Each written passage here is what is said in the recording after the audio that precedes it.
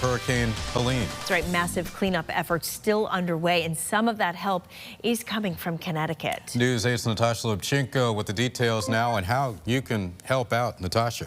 Keith, Laura, well, people in our state have certainly stepped up to help with the aftermath of Helene, and we know that this help actually came from the Connecticut National Guard. It has a crew right now in North Carolina to relieve members helping those impacted by the devastating storm.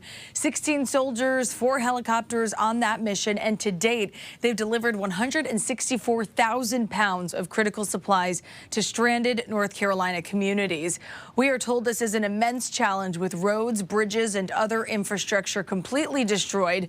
The death toll from the storm last we checked soared to 215. That was from last Thursday, with about half of the victims from North Carolina.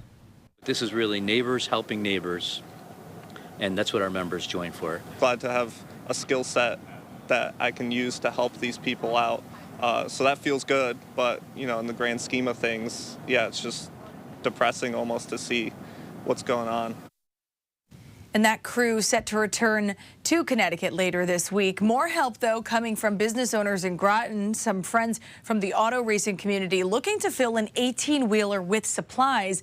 The truck currently parked at the Groton Bowling Center, and here is what they are collecting: water, food, pet supplies, work gloves, garbage bags, then there's medications, first aid products, and more. And donations will be accepted until dusk on Tuesday. If you are interested, we'll have all the details for you on our website, WTNH.com. In the newsroom this morning, I'm Natasha Lubchenko. Back to you guys.